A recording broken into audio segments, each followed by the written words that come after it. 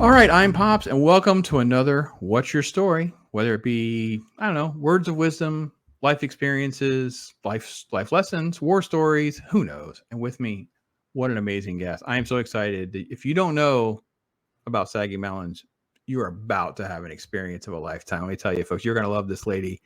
She is raw and tough and gritty and telling it like it is, and that is what we're going to talk about today. So Saggy, thank you so much for doing this with me. It's going to be a lot of fun, I think. Yeah, thank you so much for having me. I love meeting new people, content creators, and just hanging out, talking about random stuff. Yeah, I joke I had to kind of give her the backstory. Hell, I love to just make up nonsensical things and just hashtags. And I joked about it being the Saggy verse, and I'm new to the Saggy verse of this. I knew of her, but then I didn't really kind of dive deep into more and been like on a couple of live streams and stuff here recently. So, um, but what I want to talk about more was like that you are really like waist deep in the middle of like topics, unhinged news stories. You covered the Johnny Depp Amber Heard stuff. I've heard you go after the Snyder Bros. I've heard you, you know, go after a creator, then comes back at you. Go after bullies that come after you. I mean, it's just you're in the middle of the thick of the wildness of all of this. Are you not? Yeah, pretty much. Yeah. How much is how much is undeserved and how much of it is, oh yeah, I know this is going to come back? I mean, anytime you get in drama, you know it's going to come back. It Okay. doesn't matter if you're on the right or wrong. It's the internet. People will always find a reason to not like you. Even if you're right, it doesn't matter. They don't want to hear it. So it's always like this thing I tell people: if you're going to get involved in drama, be prepared because it's going to push back. Is that the best word to use to describe everything I tried to kind of like throw against the wall a little bit? It's just drama. When people have heard like a drama channel, is that kind of the general essence of some of this stuff that you spend some time on? Yeah, I think I've kind of. It took me a while to come to terms with being called a drama channel. I just didn't really have much of a label. I guess in the beginning I was just like a commentary person, but Hmm. when people were like, "You're always drama," I'm like, "Well, I'm a drama channel now," so I just owned it. So obviously, one of the things I wanted to try to touch on or kind of navigate through was, people not knowing the drama's coming, or they're in it now and they don't know what to do. They got their fifis hurt, whatever that may be. What is what was your first go around with? Ah, crap, this is kind of a mess. Or did it just become like the needle went to 12 and Saggy was like, gloves off, baby? What was the first experience with that? Um, the first experience with like drama that kind of like pushed back was when I was covering a catfish story. Hmm. There was a person who I remember who's done this before in another community who did it again to a different community. I believe it was the Geeks and Gamers Fandom Menace community. And I remember covering that.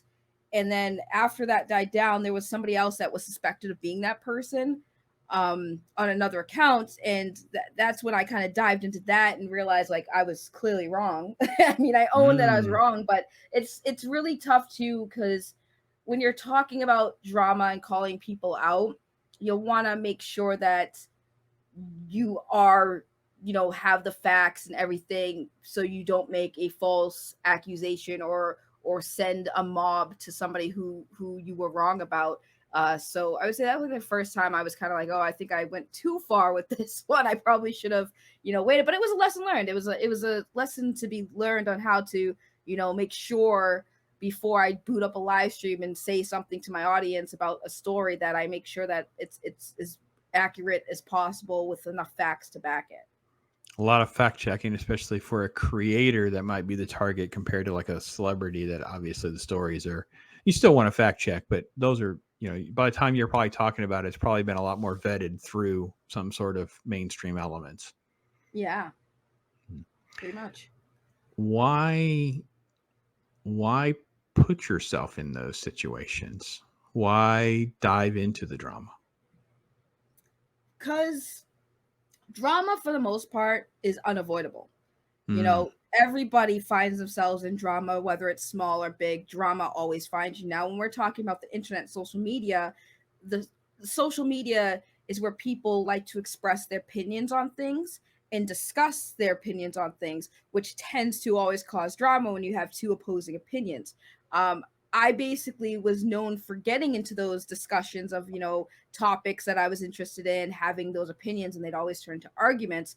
And I just kind of thrived because at that point it was kind of like, why am I not just using this for content at this point? At this point, why not? Because sitting there arguing over stuff with the people on the internet doesn't really go anywhere. People don't want to agree to disagree. It's just going to be endless hours of arguing over stupid topics. Why not just do it on YouTube and make it content? Why not? It's something that people do anyway. So why not make it into a show? so monetize the hate's a real thing for Saggy Mountains. Oh, I wouldn't be monetized if it wasn't for the haters. Is there a shirt that says monetize the hate with Saggy Mountains? Like there should be a shirt, right? I did have a shirt that said "Haters made me famous," and that was Haters made me famous. That's good. That's good. That's good. That's good. Okay, so a creator, or yeah, let's just stick to that point. So like you have a creator or maybe a user, and they've landed themselves in more drama than they thought. They don't know what to do, and you're like, well, you kind of should have known, or everybody gets there. Well, that's good, but kind of like now what? Like how do you have them navigate? Like what would you do to say, listen, all right, so here's kind of where you're gonna have to go with this. Well, it depends on the drama, right? There are two Okay. options really that you take when this drama's too much. You either take an L, because usually if it's too much, it's because you're losing. You're losing the drama battle. So Okay. take the L, accept that you can't really fight it anymore. Just accept defeat, move on.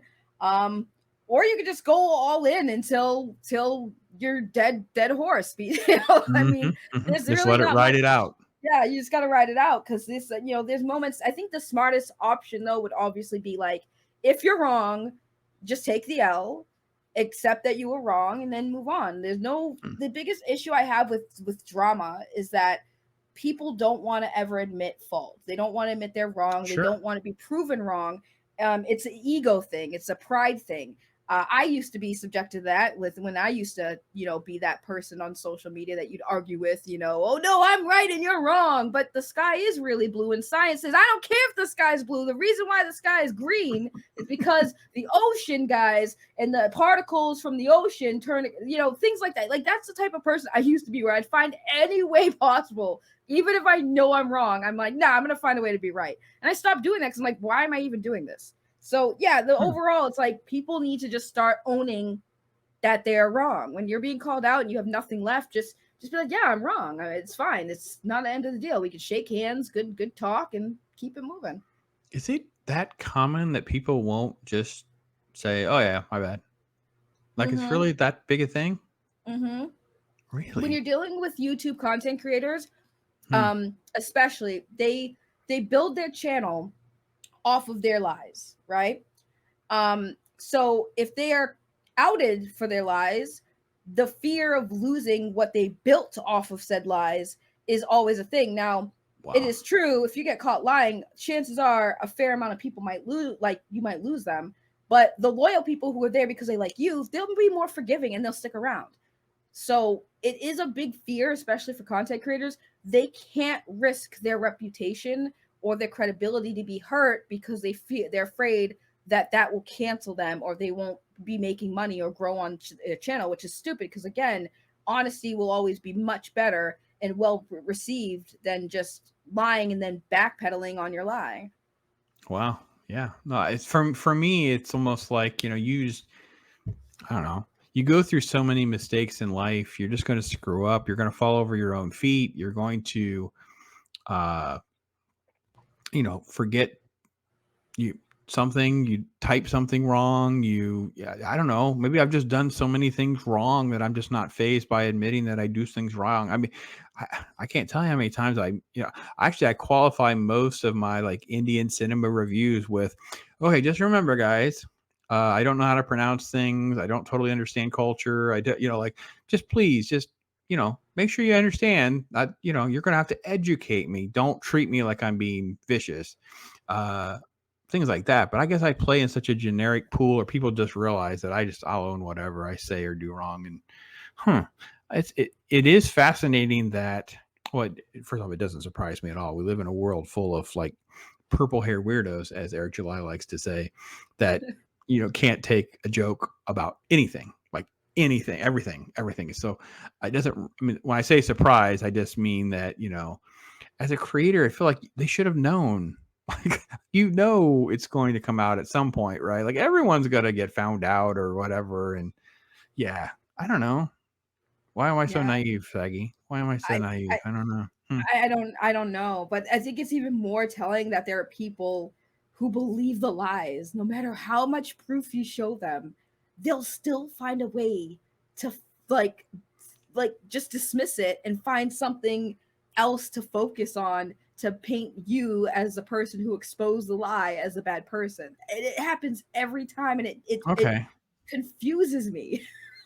Okay, so that's a good clarification on type of lie and drama you're talking about too, because so Mrs. Pops has really gotten more into, so the pandemic and how things were handled made her more involved, more investigative, politics and science and different things that were going on, much more. They activated her, right? I've been doing this Right. crap for 15-20 years, right? So for me, it's like, yeah, you do realize like some people are just, well, this is where the term NPC is, right? You literally are just dealing with a bunch of drones, get spoon fed their stuff. And I said, it goes all the way to the top. I said, you do realize, and I remember I had to find a video. So I don't know if you've ever done this. Go find these like supercut videos where the all of the newscasters or broadcasters will say the exact same thing covering a certain topic, I saw right? that, yeah. So for me, it goes back to one. I can't remember what it was. It was the use of a word gravitas. And I kid you not, you wake up the next day, and all of the anchors everywhere are using it in this phraseology of describing this thing, using this term gravitas, as though we all have been using this word all along in our lives and our lexicon. And I'm like, who broke the matrix? Like, what the heck has happened? Like, Right. You know what? I think you and your wife would really like the show Deep State, oh Inside yeah, Job, yeah, yeah, about the Deep yeah, State. That show yeah, yeah. has so much that like they do like make fun of that stuff, but it is true. It is really weird how people are just Oh, I don't think it's a conspiracy. I mean, I've worked in these circles enough to tell you there are memos and well, first off, do you remember when Hillary's email server thing got hacked and all that got leaked out? yeah. Okay, so those got sent to us, right? So the website that I was working with that I co-owned, it got sent to us, and I'm just nerdy enough to read some emails, and I was fascinated by how many times they're all hanging out together at like a barbecue and stuff. And I'm not talking about like, we're talking about like John Podesta. We're talking about like the highest of level of people. Yeah. Yeah. So and so. It would be like their URLs and stuff would be in these emails. And you're like, oh, it's the New York Times guy and the LA Times guy. It's like all these people. So I don't mean it to be conspiratorial, like tinfoil hat. I just mean more like shared brain. Does that make Mm-hmm. sense? More like shared brain stuff. Mm-hmm. Uh, Is there a way to even I mean, what wakes up an NPC? You have an NPC story where somebody woke up, like something broke them and they woke up? Well, I think it depends on how like it's tricky because when people are looking at someone, like going back to like a content creator for example, Mhm. when they look at content creators, they like their personality, they want to feel they found a person who can empathize with them, and that builds like this kind of parasocial relationship, right? Okay. Right. Okay. I'm And I'm down with you. I'm following you. right, so when you like, because they feel connected to that person, like you would a friend, right? So think of like relationships in general, right? Because that's what we're talking about. These are all like Mhm. parasocial relationships. These are people that they've connected with that are telling them something that they want to believe because they've built a kind of weird connection with them. So as a friend, if you've heard that your friend did something bad and you think you know this person because you've been watching this person for a while and this person's never done anything wrong up until this point, you're more likely to be like, nah, I kind of need to see more than just your word that this person that I think is a good person did a bad thing. So then it takes like a lot of proof, like actual proof, undeniable proof that somebody is lying or there's some kind of, conspiracy happening for people to be Mm. like, yeah, that's not okay. It takes a while. You really have to break them by pretty much showing them like something they can't deny, something they can't find a way to twist and find fault. I mean, there always will be people who will try, and then those people are just laughed at. Does it become basically then like a bad breakup emotional response? Like it becomes like the devastation of their world bubble being broken?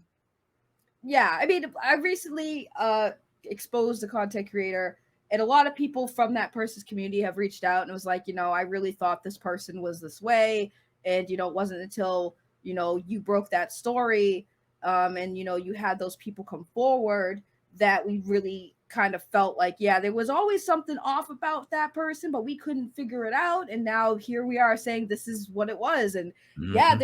it's a good feeling when you can wake somebody up to like actually see what you've been trying to tell them and for a while.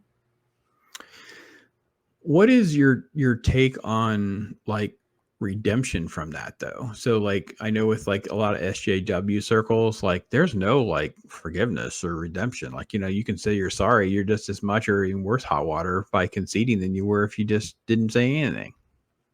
What are your So thoughts? I used to be an SJW, Hmm. like textbook SJW. Like I was that person. What broke that and what I guess would be redeeming for that is, when you finally stop and listen and realize what you're doing is not the right way to do it, and you start seeing things like the way other people who've been calling you out have been seeing things. You're like, all right, maybe I need to look at this differently. And then your redemption is, you know, combating that, Mm, going okay. against what you believed because you were taught wrong or you were thinking wrong, is now being somebody who is against that, the anti now, a person who's like, hey, I was there, I have experience, I know what it's like, and you know, trying to bring awareness to that, because it's also a teaching moment, not just for somebody who's been an SJW, right? For example, it's like I've been there, so I know what it feels like and why I thought the way I did. So now I can explain it to other people so they have a better idea of like why people become that type of mindset. So a lot of people refer to this as like red pilling, your red pill moment. What is your red pill moment, so to speak, for lack of a better phrase? Like what was the moment that made me like not an Like SJW? this was like one of those. Maybe there's more than one, but what was that like SJW breaking moment? A lot of people call it red pilling. Like you've woken up that the world's not.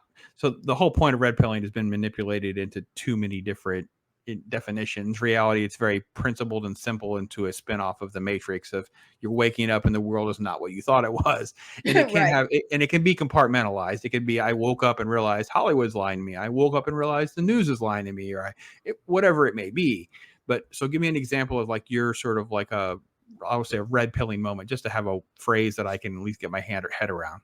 So I would say the moment was when I realized that the tactics that we were calling out, we were also doing.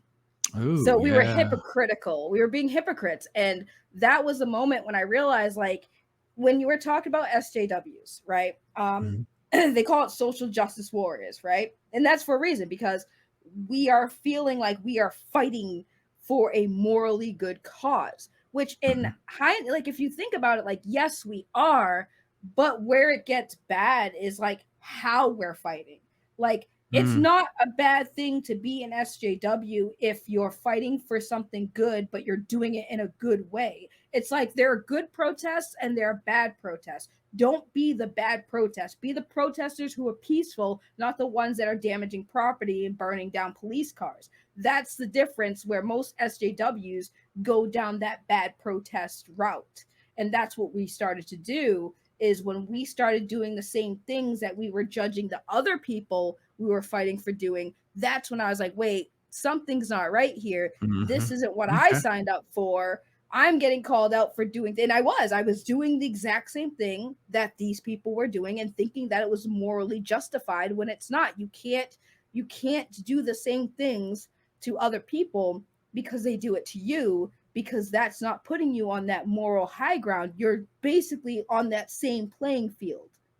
you know? Oh yeah, no. This is well. First of all, I'll come back around to the hypocrisy element to that, but I always go back to, you know, you're battling the ends justifies the mean argument, and then a lot of people don't have solutions. Like Mhm. you're okay to go and scream and holler and say, "Oh, this should be destroyed," or "We should make this policy," or "We should pass this law," or "We should do this." It's like, okay, what do you want to do? What is the end game? What is the solution that you have? Bupkis, crickets. And that's where you lose someone like me. I'm like, well, wait, we can't just tear it down if we don't know what you're going to do. Like, what are you talking about? Like, I don't know. But the hypocrisy thing hits me really hard because of the church and the faith, right? As a person that is, deep in that. Um, I get accused of being a hypocrite usually at least once a month. It'll get more as people pay more attention to me, or as I just use Twitter. I kind of play on it, but I don't really. And someone took a screenshot of a joke I made or whatever. So it's, oh, this is so Christian of you. Well, is this? I'm like, well, I'm sure you'll find worse.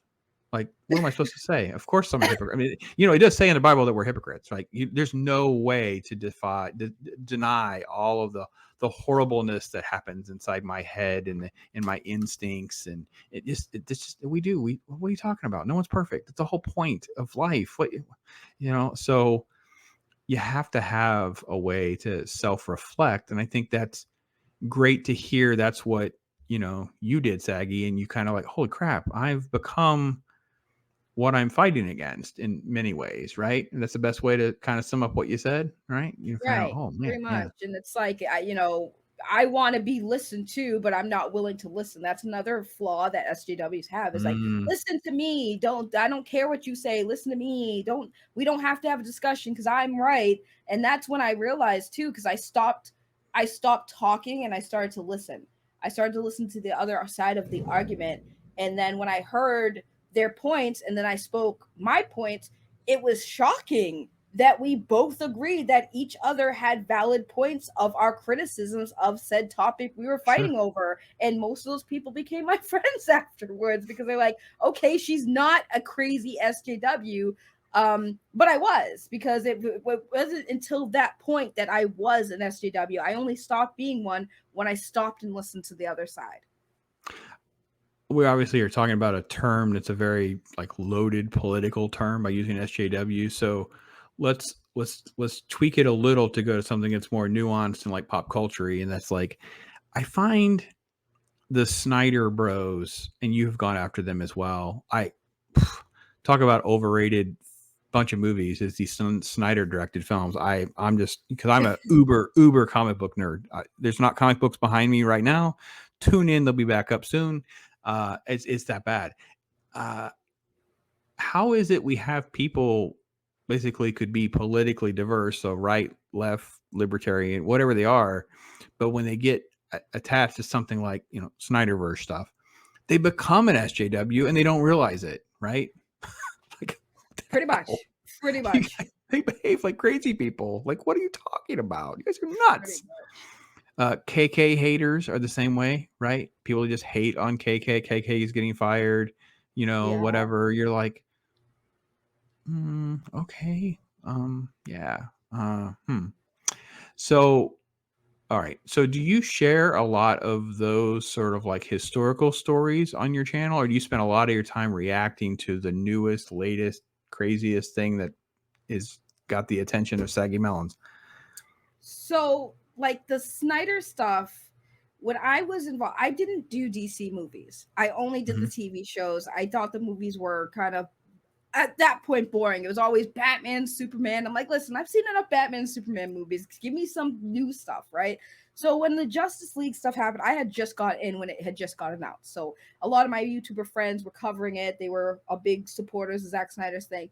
And it wasn't even like the movie that got me interested. It was more like the story of why Zack didn't get to finish his Mhm. film. Right. That's what drove me in, because that was a tragic story and it was really sad. And I was like, yeah, no, I mean, I think that in fairness, like, things happen, horrible things happen. I think that he should, if he wants to come back and finish it, yeah, they should let him finish it. And they did. I saw it. I streamed it 4 hours. Holy crap. It was a long movie, but I thought it was decent. I mean, it was better than the first one, in my opinion. But then again, there was an additional couple hours of context given, which again I was fine with.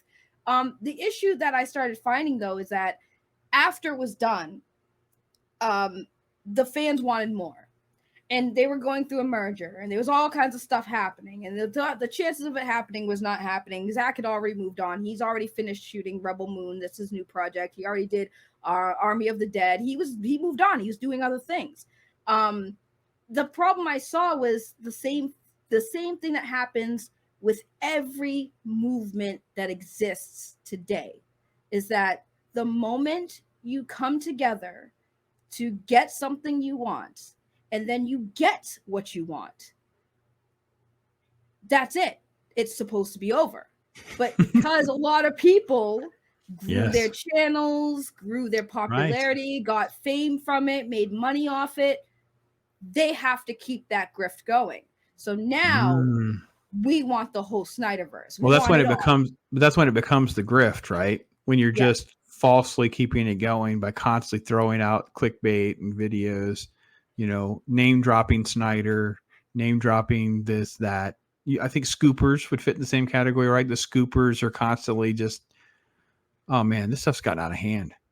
Right. And that's what happens, is these people became something because of this movement, and now they have to keep it together, and then you have the people who are like, okay, we got our movie, it was good, we enjoyed it, we would love for it to happen, but let's look at the realistic things happening now, and maybe it's not happening, maybe we should move on. And then the people still clinging on to the bums of the Zack Snyder movement are like, yes, we have to, no, you guys are wrong. We have to keep fighting or we're never going to, it just becomes toxic at that point. And Oh, that's what it's I so called true. out. Yeah, Oh, it's you you crazy. you you made my day, because as you said, you're not like deep in this world. You're not a big comic book person, a movie person, that kind of stuff. You kind of discuss this very openly. And most recently, I remember watching what you did about James Gunn, and these people are completely out of their loving minds about Gunn's going to bring back Snyder and blah blah blah. And you're like, are you guys morons? And the answer is, well, they're obsessed cultists. I don't know if they're morons or not, but uh, yeah, yeah, I loved Well, it. the chances, I did say though, the chances of Zach coming back because of James Gunn, because there's a relationship there, was Hmm. higher, but it wasn't certain. It was not guaranteed. Because Yeah. I had said, even like last year when they announced the Flash movie and the Hmm. merger was happening, I said the Flash movie is a Flashpoint story. And if you're a comic book fan, and I've seen the movie Flashpoint, the animated one, I know what the Flashpoint movie is. It's an entire multiverse story, which means that the Flash, being as powerful as he is, where he can alter timelines, most likely this is going to be the movie that's going to tell everybody what that they either are going to reboot, erase the Justice League movie entirely to start a new one. It's going to reboot. Most likely they're going to reboot. There's a new person taking over. They want to reset. They want to get on Marvel's level. So yeah, I've always said that, and God forbid I'm bringing logic and good business practices into a conversation. I'm an awful, stupid hater person. Like what? I know, isn't it weird? Like you're not allowed to say things like that. I got it more for Kenobi. That's the one that got me, where I'm like, I don't understand. Like, did you watch any of Kenobi? I did watch all of Kenobi, yes. So I don't know how you feel about Kenobi. So here's my take on Kenobi. Just the beginning. Just imagine my response where I'm like, okay, I don't understand. It's been 10 years and the dude still has PTSD, and he's supposed to be watching after Luke, and his big strategy is to work at a meat market, bury his lightsaber in the desert, and not be able to use the Force very good. What good is he if they show up to attack Luke? Like, I don't understand what you're going for. Like, you're supposed to say it's not canon breaking, but that's how we start. And Right.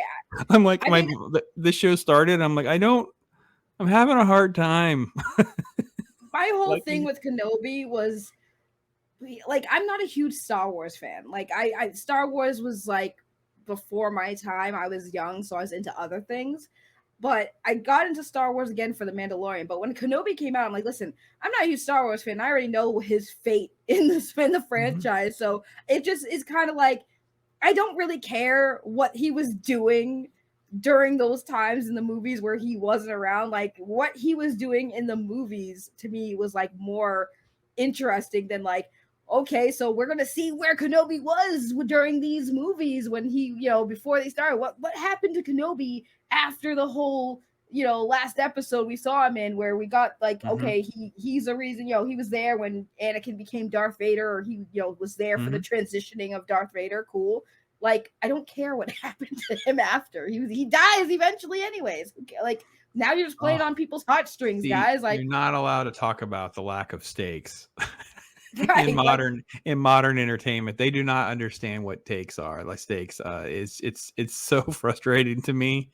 I'm writer obsessed. I'm story obsessed. With everything starts with writing and stories and whatever. I'm like, they hire the cheapest, inexperienced, generic writers imaginable at the Mouse House. Like, it's become like, I don't know, abuse at this point when I'm talking about these people. Like, I'm like, you guys just suck so bad. I don't even know. I feel like I'm just abusing a short bus person. Right. Like, oh, come on. I would have been happy with Kenobi if it was like a story about him much younger, right? Like when he was younger, as his journey becoming the Kenobi we've grown to love. That story to me would have been interesting, because at least you're getting his lore, more of his lore, right? But instead, they're like, "Nah, we're just gonna have it after a certain We point just where sandwich nobody something really, in. right? Yeah. Like where most people probably don't really give a crap about." Well, we also have like no wiggle room to do certain things because it just messes everything else up. And Right. because my theory was they were just going to have that start there, and then he'd have to figure out a solution. Who's going to look after Luke while he's gone, and then all of it would take place somewhere else. And at the last minute, Vader had tracked him and figured out he was out there, and they'd have a conflict that he would escape from, and then he'd go back to Tatooine again. And that's not at all what happened.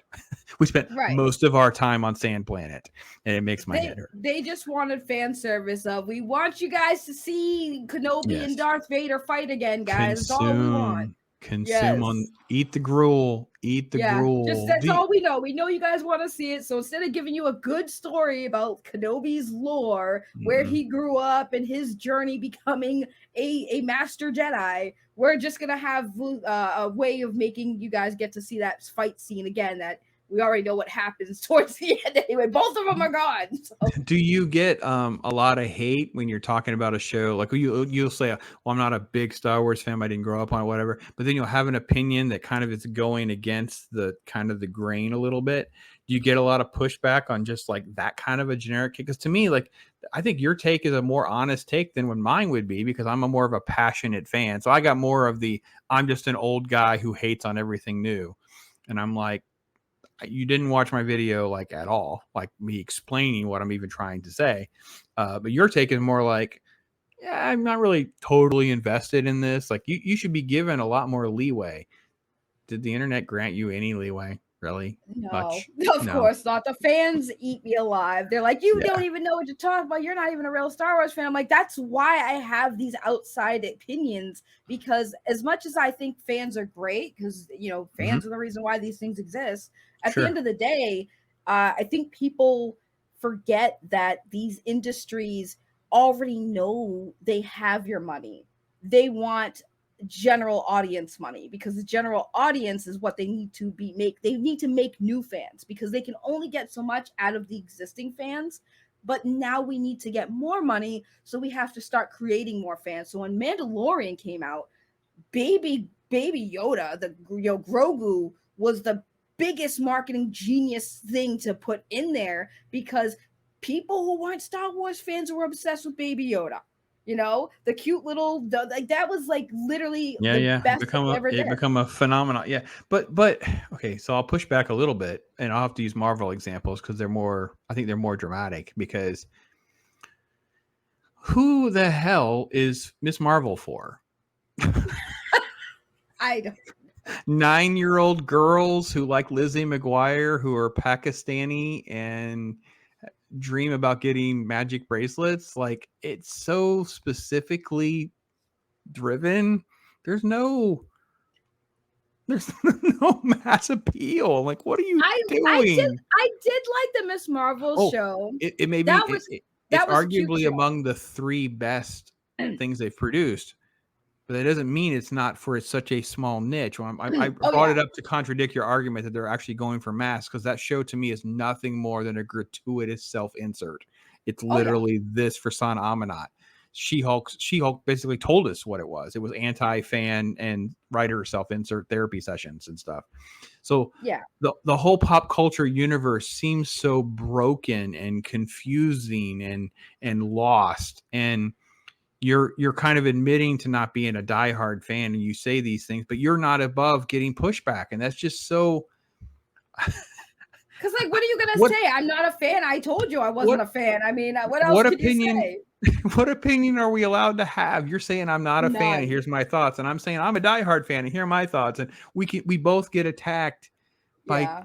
bunch of crazy people. You're like, what Yeah. do you what do you The want? the What do the you want? She-Hulk one was even funnier for me to cover, because I had no interest in that show. I didn't care for She-Hulk. I only watched She-Hulk because everyone was making a huge fuss over that twerking scene. I was like, all right, now I want to see what the hell this show's about, where everyone's hating it so much. It So was I started terrible. watching it, and like, yeah, I will say this. It wasn't Marvel's best show, but I appreciated it for what it was. But the thing that was really interesting was you probably have fair criticism.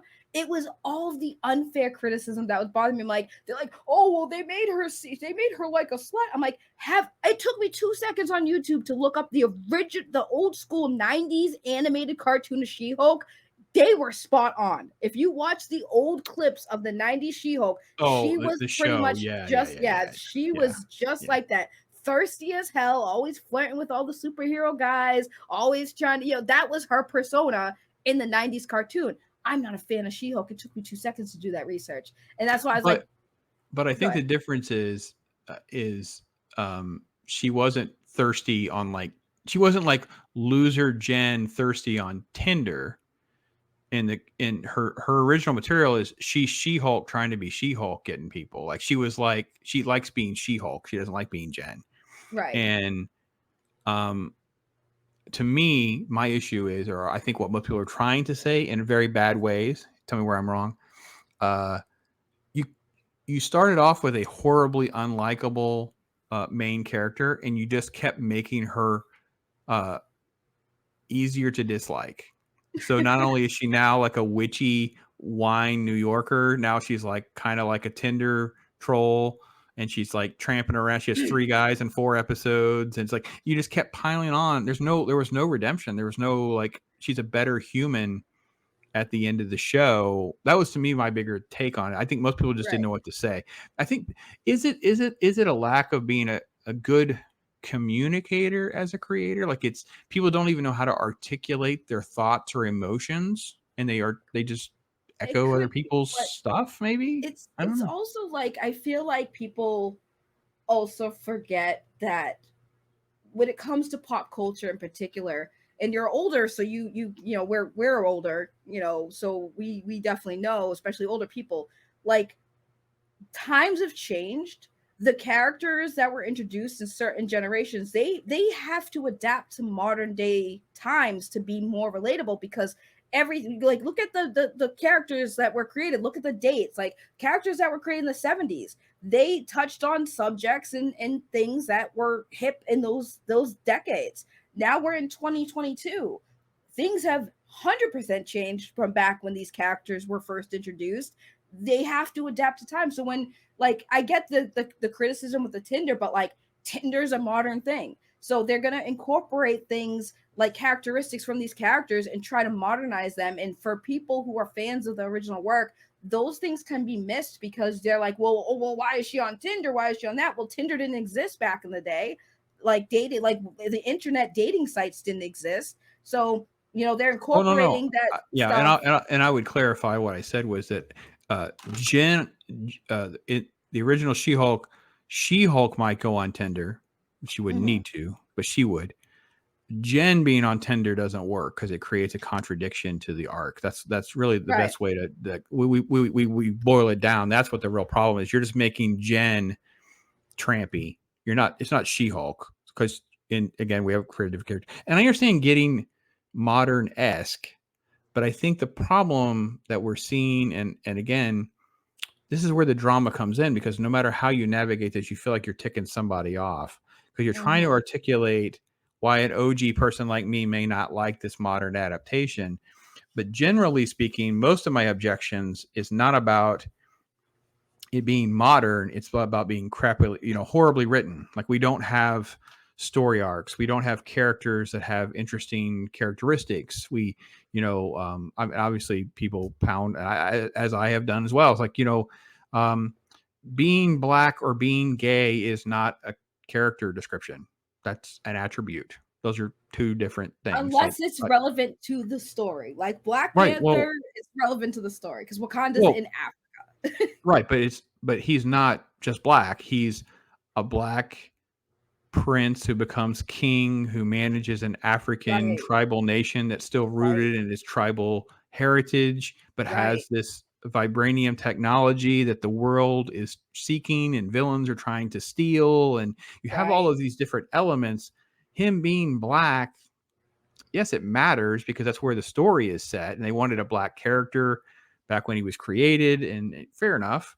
But now we just manufacture this story around just the attribute and not an actual character. And then it's like, okay, so he's black, okay, fine, so what's the story? Well, he's interesting because, and then you explain, well, in Civil War this is what happened, or in this movie this is what happened, or what. So that's what's the journey is what's important, not I don't care as much about most attributes. Now there can be unappealing attributes, which are usually more personality traits than an attribute. Like person's attributes, just who they are, their personality traits and how they change and evolve is what I'm going to relate to because that's universal, right? I got to be honest, the biggest stuff that bothers me the most. Did you see this new thing with Jennifer Lawrence? Like, I was the first woman action lead nonsense or whatever she said about her Hunger Games role or something. Yeah, did you see this? Yeah. When I grow up, like, I mean, obviously, because you have two responses as a kid, like when you're growing up with this stuff and you're looking at like Ripley in the Aliens films, or even Jamie Lee Curtis in Halloween, because Jamie Lee Curtis in Halloween is the alpha character that survives. She's the heroine of the series. She's also a victim, and she's not really being portrayed as hot, but we loved her. We cheered for her. Like there's been women all along. Like, what are you talking about? Linda Carter was like a hot, sexy symbol superhero thing. Like this stuff is just nonsense, and it's insulting, I think, to the getting modern stuff, because I'm like, just stop trying to be more than you are. Like, what is wrong with people? Yeah, I agree. And back to the subject, because I talk about this all the time. As a Black woman, I am always criticizing how we are portrayed in entertainment. Like you said, like, okay, Miles Morales, he's black, cool. Who cares? Like, cool, he's a cool character. Why do we always have to insert and remind people, the audience, that he's black, that he comes from black culture? The hip hop tracks in the Spider-Man Miles Morales game bothered me the most. That is my biggest gripe about that game. You play the first Spider-Man game, you start web slinging as Peter Parker, you get this like powerful orchestrated song superhero tone. You do that in Spider-Man Miles Morales, it's hip hop. And I'm sitting there like, I hate this. Why can't he get the orchestrated hero, like, iconic song? Because they're racist. It's not us the consumers, because they're racist. We have And to you make know sure you why? guys can relate to him because he listens to rap music. Like, no, what the same thing? Like Luke Cage, Black Lightning, both characters, main characters, black. Every time they have to make sure that the audience remembers black issues. Like, okay, cool. He came from the hood. He's now a Yep. teacher. He lives in the suburban. His wife is a black woman who's a scientist, very smart, intellectual woman. Cool. Why do we have to insert more than that? Like, okay, cool, they came up from the hood. Why do we have to always send the message like, hey, I remember when I was a gangbanger? Like, bro, why? Why can't he just be a superhero and just happen to be black? Always Well, has they to be a can't. message. Whatever they call us is what they are, right? So to me, they are the racist, right? Why is Miles Morales portrayed the way he is? You ever tried to read his comic book? You ever tried to read like what the actual origin of Miles Morales? It's an Ultimate Spider-Man. No, but I heard that the comic book wasn't as in the beginning, it like was kind of like that, but like now it's more like we don't Well, have to remind everyone that he's yeah, black. they kind of drive all over the road and the really uber modern stuff. But when he was created, it is almost an exact ripoff of Peter Parker. So him being black is about the only thing that's unique in the story. He literally goes to get bitten by a spider in a Harry Osborn lab and all this kind of stuff. It's like, you know, the Into the Spider-Verse movie kind of took enough liberties to make it interesting and nuanced and different, because in the comic book it was even significantly less than that. And again, they don't know what to do because they only know black means this kinds of music, this kind of living, this kind of lifestyle. Like this is why we're not going to get Storm, right? Storm and Bishop are these two kick butt black superheroes in the X-Men universe, should be introduced. Storm is a leader. She led teams all the time. She led teams. I'm rewatching the X-Men animated series. She's a leader in there's a whole episode devoted about her becoming the leader. It's like episode 3 or 4 where she fights the Morlocks, but she doesn't talk with Ebonics, and she doesn't listen to rap music, and they're not going to know what to do with her. They're not going to know. Bishop is just like a kick butt giant black soldier. Yeah, and All the stuff. With Storm, they only talked about her origin in one story arc. I do remember the Yeah. X-Men cartoon, and they did talk about where she came from, and she was in, Yep. you know, she was in African garb, and that's the only time they ever talked about it, and they didn't make it a huge thing. And that's what I think is like, you know, we can have black culture and entertainment. I'm not saying take that out, but I'm saying do it in a way that's not freaking obvious. You know, that's not right in your face. Like, hey, white people, these are black people. This is where they come from. It's like it's 2022. If people don't know what black people are anymore, I don't know what to tell you. It's very weird. How did you approach?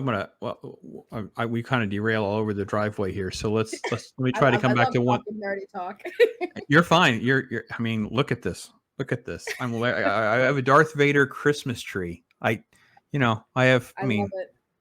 So yeah, people haven't even asked all the stuff. So up there's literally like an autograph signed Peanuts picture from the people that did the voices of the Christmas special, the Charlie Brown Christmas, stuff like that. That's my Nightmare on Nightmare Before Christmas signed. I mean, I'm literally just yeah. So, but though, let's go back though, because I want to get into something you didn't talk. I didn't talk about. You talk about. You drove right into Amber Heard, Johnny Depp stuff. Like, I was like, you're one of the ones. I'm like, okay, all right, let's see how this goes. I'm listening to videos, and you talking about things that are said and done, and if people go into those kinds of stories, you have to know, right, that it's a firestorm, right? Yeah. So you knew, Of right? course. Okay. How long have you been doing this? I'm sorry, I should have basically backed that up. I know you probably gave more details in other interviews or conversations. Like, when did Saggy Melons the channel start? The original channel before I changed it to Saggy Melons is about 15 going on 16 years old. Okay, wow. Okay, great. Okay, Yeah. long time. So But you definitely put in some miles to know how crazy this world can get. Got it. well, not really, because I posted, if you go on my channel, my videos were very like bad. Like they were very like back in old YouTube. And then I stopped. I didn't make content for a while. And then when I got back onto the internet and the pandemic started, I started doing I started another channel. And then once I caught up to my sub views and decided to rebrand, I was like, well, I might as well just convert my old channel into what I do. So I've been active with making content for about maybe like a year, going on two, maybe. Okay, so it's just been the last couple of years. Let's just say that. Yeah. Fair enough. Uh, but you knew enough to know maybe from some of your past too, and you're definitely a student of what's going on in the creator circles way more than I pay attention to.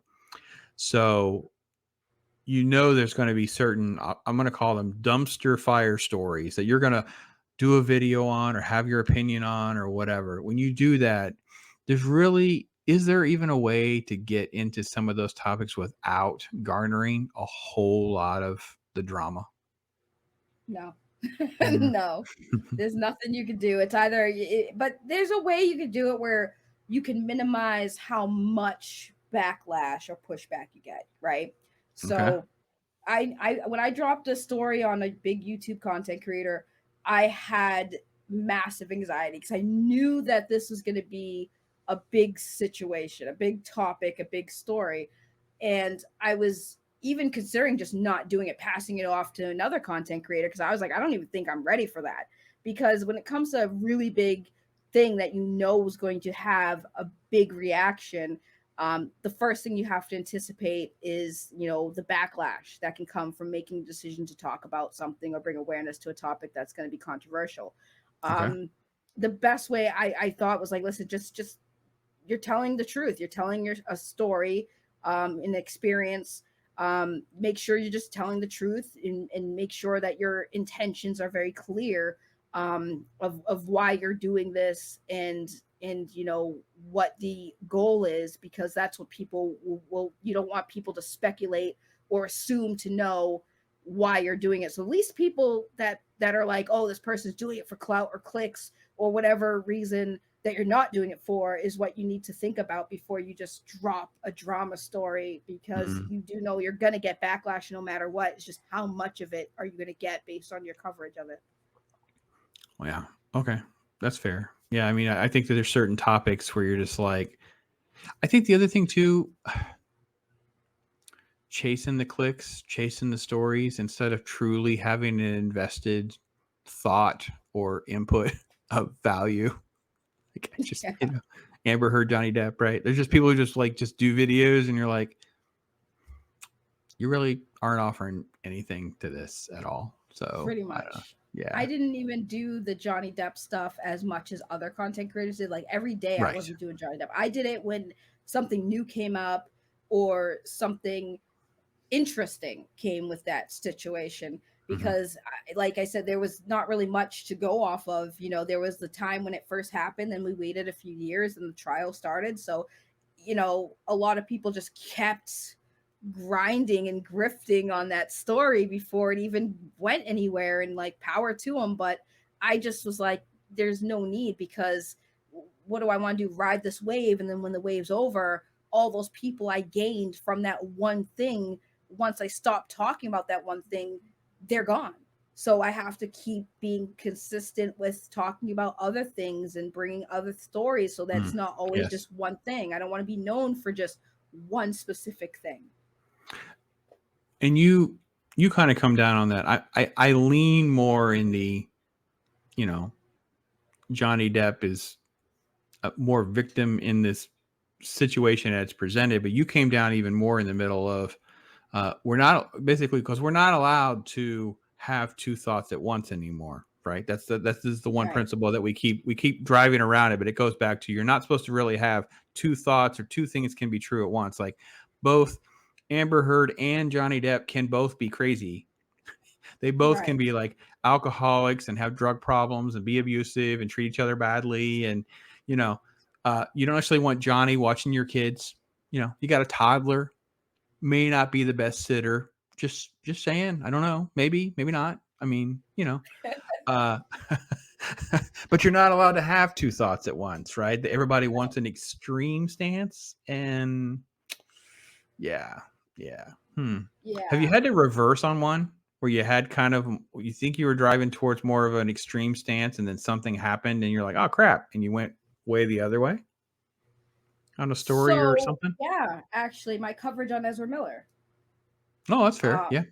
Yeah, when I first heard of the stuff that was going on with Ezra Miller, the first thing I thought was like, what is Ezra Miller doing? They're crazy. Why are they getting arrested in Hawaii? Why is nobody like, with them and take like mediating stuff? Like what was going on? This person clearly has mental health issues. Then when the other accusations came out, to me personally, like getting into fights in bars and getting arrested is nothing. Like we've all been in a bar before. Most people have been in That's bars. TMZ. Right. Yeah, TMZ and A Day That Ends in Y is a bar, a Hollywood celebrity paparazzi story. Yeah, Right. yeah, Like agreed. bar fights are like when people were like, "Oh, they're crazy in the bar." I'm like, "You clearly have never been to a bar where there's somebody who had too much to drink and started problems and a fight broke out." I live in the city. It happens here all the time. But that to me was more like yeah, something's off with a celebrity who's getting arrested more than once at bars. That was a little weird. But then it was Yeah. the grooming accusations that made me be like, wait a minute, okay, what's going on? Then when I started covering it and I started realizing, because we live in a day and age where, and this is back to my SJW days, right? When I was a person who would listen and believe, and then an innocent person was penalized, right? And then come to Mm-hmm. find out, okay, when you look back on it, there wasn't that much to go off of to cancel that person. So why did we cancel that person?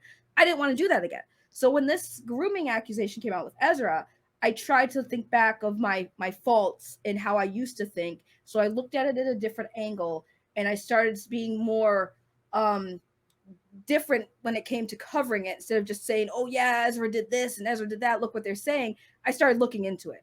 So it'll be like, okay, well, who's this person? Okay, well, the person that they were accused of grooming made a video saying they were fine. I analyzed that video. I'm not an expert, but I've seen enough victims in my life, people who've actually been, you know, Mm-hmm. groomed or assaulted Sure. and things like that, to kind of have that idea of like what it would look like. But overall, when I looked at that story, I saw some discrepancies. So I talked about them. I was like, listen, I mean, I just want to know what's going on. I want the truth out there, but I'm looking at this and trying to like find a way to see if there's any holes, right? And there were a lot of holes. So that led me to believe, okay, maybe something more happened in Hawaii that we don't know about. So when I started asking those questions, people were reaching out to me, people who were connected Mm. to Ezra Okay. Miller. And they were like, you are predicting this and you're not wrong. Like there is more to the story. So they were starting to send me receipts and show me, where these accusations came from. Then somebody came out and admitted that they lied about the grooming accusations. That was a whole thing. And yeah, that's when I was like, all right, I think that Ezra at worst, their fault was they trusted too many people. They let too many people in to be personally connected with them as far as relationship wise, whether it was platonic or not. But also, Ezra was going through something and no one was helping Ezra. And that's what, like I said, not an excuse of bad behavior. Obviously, acting out like that was a sign of something wrong. But like we are too judging. We're too quick to see like people are just bad instead of saying no, Yeah. there's a reason to the madness, guys. We have to make sure, like, if this person has a problem, I don't want that person to go to jail, because jail might not help them. They need professional help.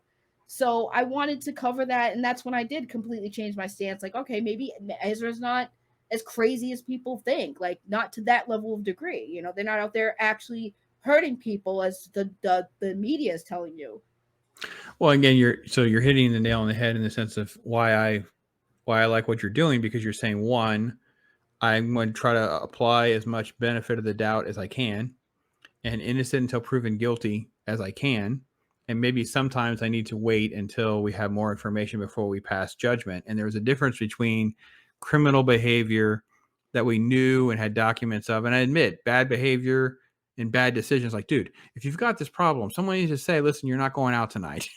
Like, Right. we're staying in for a month or two. We're not putting ourselves in risk right now of other crazy things happening. Having someone Right. else who just wants to make a name for themselves by, putting you in a precarious situation.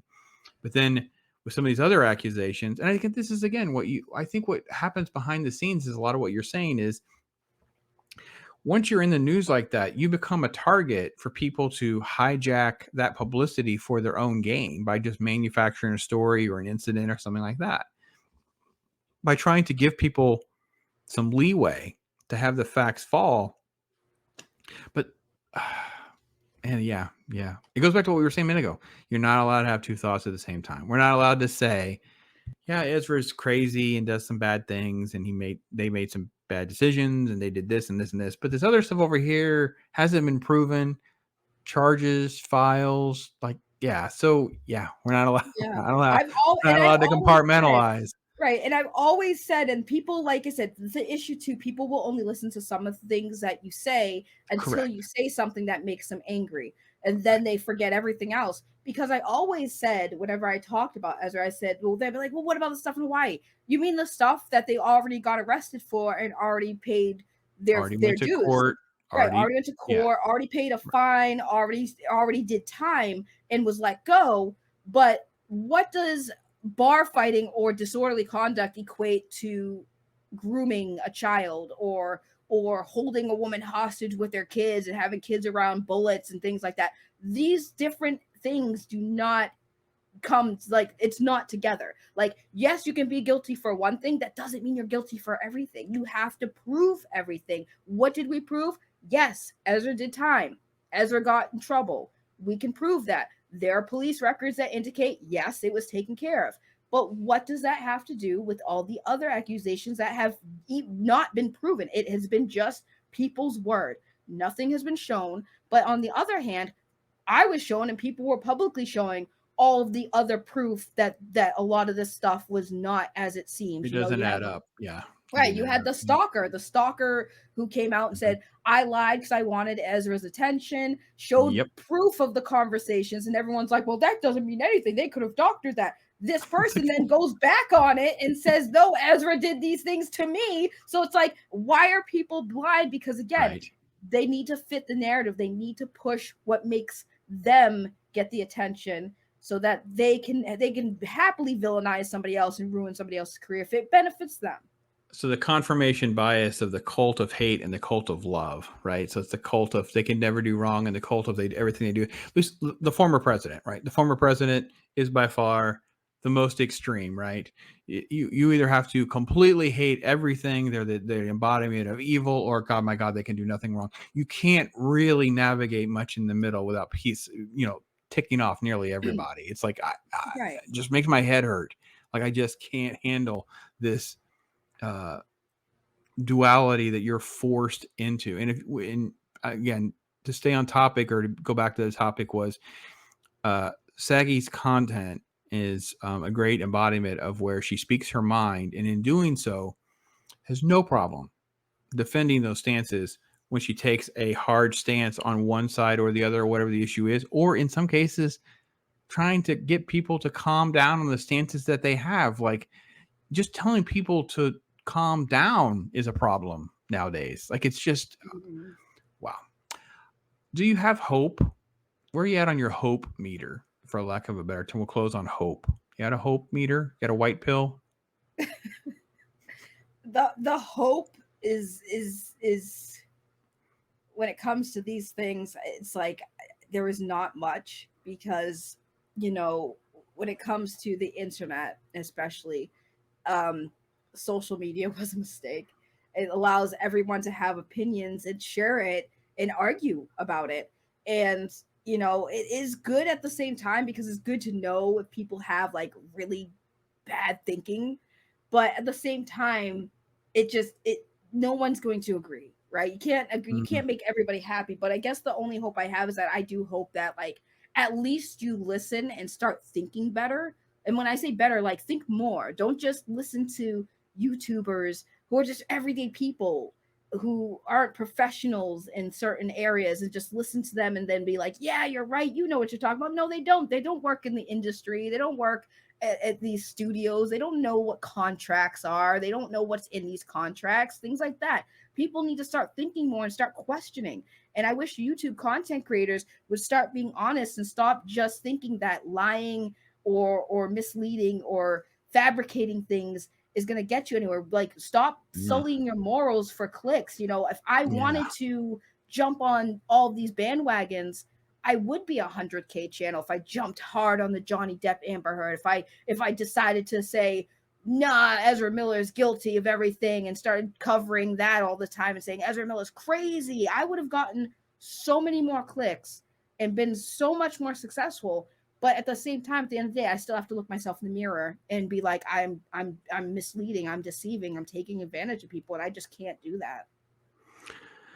Well, and I'll be honest, folks, the closer people react on an extreme to something actually happening, the less likely it is to be true, because it's very hard to fact check stuff. There ends up with like a bubble of so much noise. It takes a minute for you to get to unearth some of the things that happen. And that's coming as a guy that's been covering crime stories and stuff for 15 years. It is really, really, I've been wrong a lot, been told wrong by police, by officials. So yeah, it's rough. Don't sell your soul out to stuff like that. But what you should do is go over to this lady's channel if you're not already and check it out. There'll be links down there. You know what to do. Push all the buttons and the bells. But go check it out. A warning of the language, the warning of the content compared to what you have on the benign old pops. If you're a little sensitive to some of those kinds of things, Saggy is raw, gritty, honest, brutal, yet also just maybe not for the soccer moms driving on the way to elementary school in the morning. That's what I'm trying to say. But man, it's been awesome to chat with her. It's been awesome to share time with her, to get to understand her more and share about her thoughts and interests and things like that. And hopefully we can talk more in the future and things like that. So, but hopefully you guys like this. I'd love to hear your thoughts in the chat and the comments, and hear your feedback and what other topics we should talk about. What we should talk about if we have Saggy back. What should we talk about? What should we talk about? You tell us, guys. So thank you so much for all your time out there, guys. I appreciate it so much. I'm Pops. Thank you again. You guys take care. Be blessed.